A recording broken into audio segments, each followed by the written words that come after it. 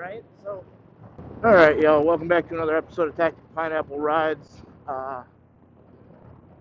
This last week I was on We Like Shooting podcast. I had some good discussion with the guys about, becoming a restricted person, then getting my gun licenses back, getting the ability to have and possess a firearm back. So, kind of want to talk to you about that a little bit today. So, we're going to do the vroom vroom thing, and we'll be right back.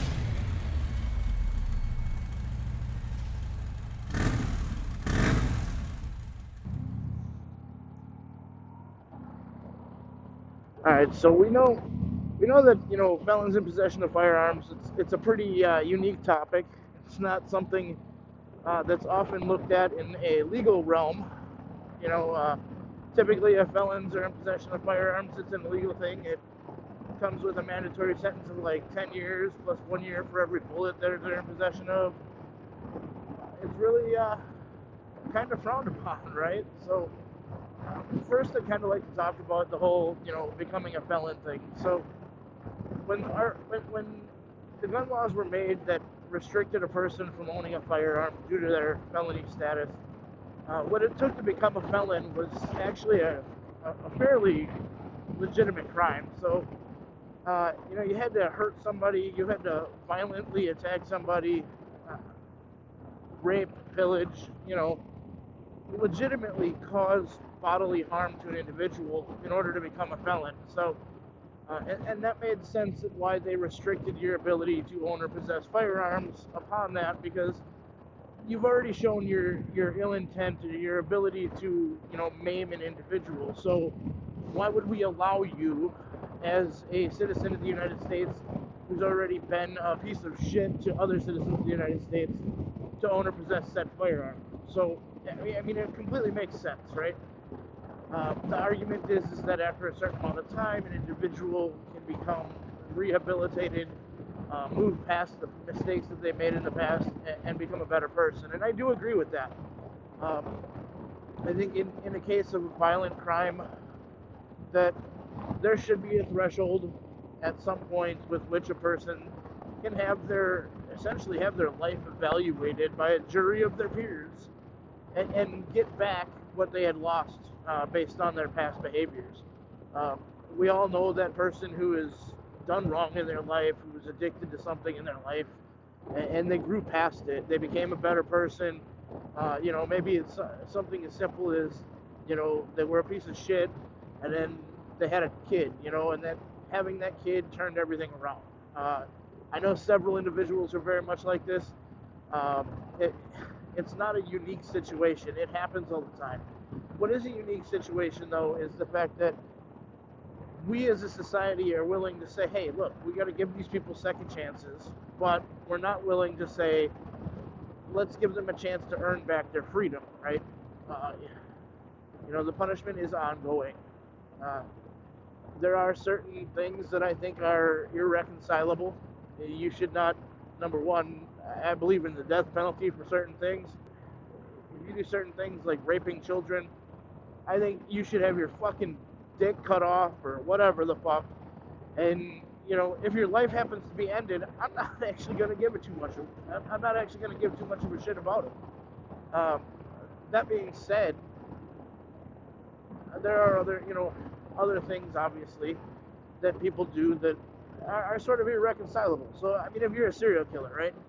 You've already shown that you have the propensity to not only kill an individual maybe in the heat of a moment, but maybe you have the ability to premeditate and kill an individual, right? So premeditated murder would be along the same lines of, being a serial killer.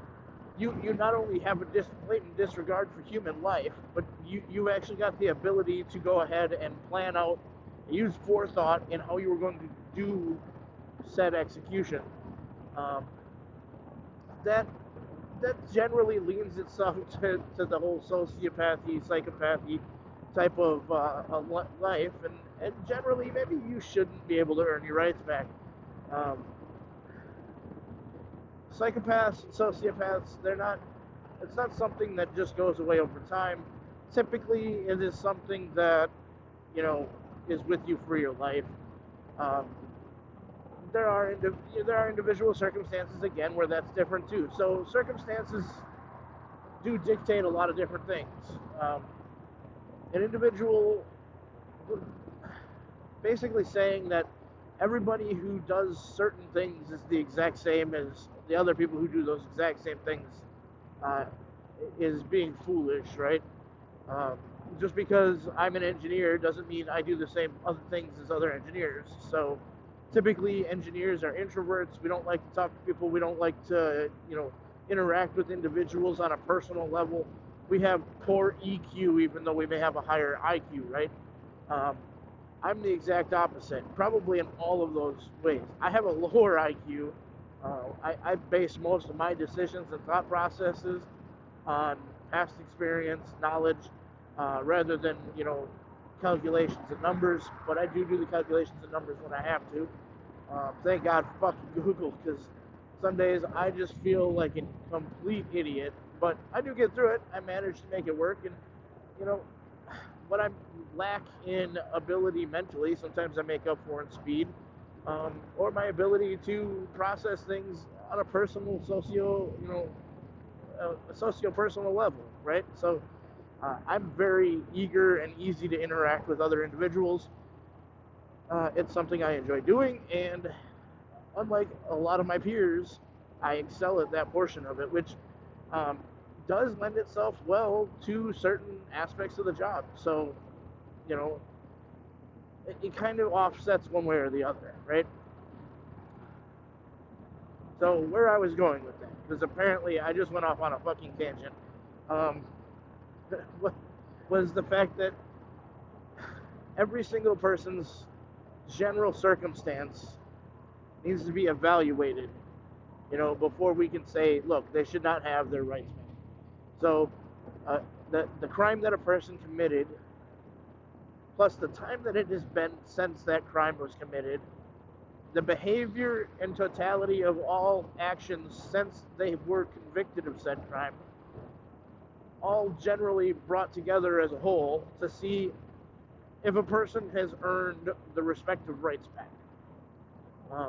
I think that's something that we need to do better at here in this country, um, especially today, with literally anything that causes more than $1,200 worth of damage, restitution, um, it can be considered a felony.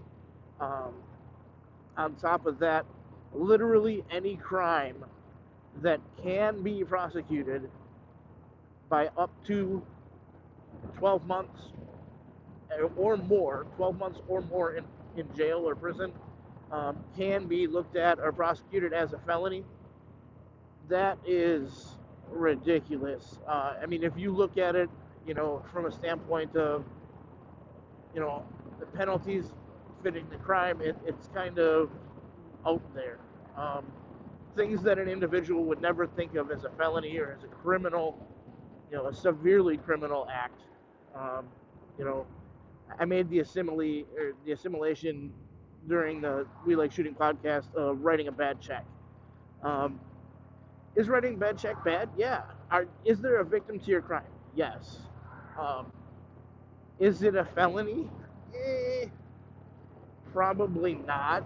I mean, it's not a violent crime. You're not showing a propensity for, not giving a shit about human life based on, writing a bad check.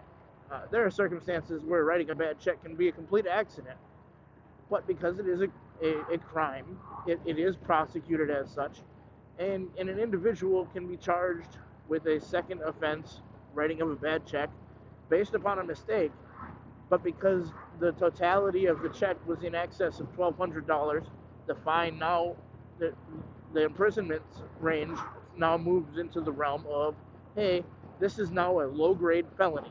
So we have different classifications of felonies for various crimes, right? Depending on your state, you can have up to 7 or 8 different levels of felonies. So my current state is the state of Wisconsin. In Wisconsin, Class H felonies are the lowest class of felonies. Anything lower than that would jump into the realm of Class A misdemeanor. But literally anything from C down is considered non-violent stuff. Like it's it's pretty ridiculous to think about the levels that there are for felonies. An individual has the right to life, liberty, and the pursuit of happiness, right? And there's a lot of negativity that goes along with being prosecuted for a felony conviction. And some of the crimes that are considered felonies by today's standards um, just should not be. And I know that the argument is always personal responsibility. And I fully agree with personal responsibility 100%. Um, I've even said it during that podcast where, I think the whole I can't get a job because I'm a felon thing is bullshit for the most part. Yes, it is a negative thing that's looked down upon, but I think a lot of people who are affected by the ability to get a job because they're a felon, they're affected by it because they lie about it. If you are honest with the employer, you're open about it, um, and you literally, I mean, I've had interviews where I sat down and said, look, before we even get started, I'd like to address the whole felony conviction thing. And I went into like what kind of mindset I was in, what kind of person I was at the time, and how I've moved past it. This shows tremendous growth and ownership to a company.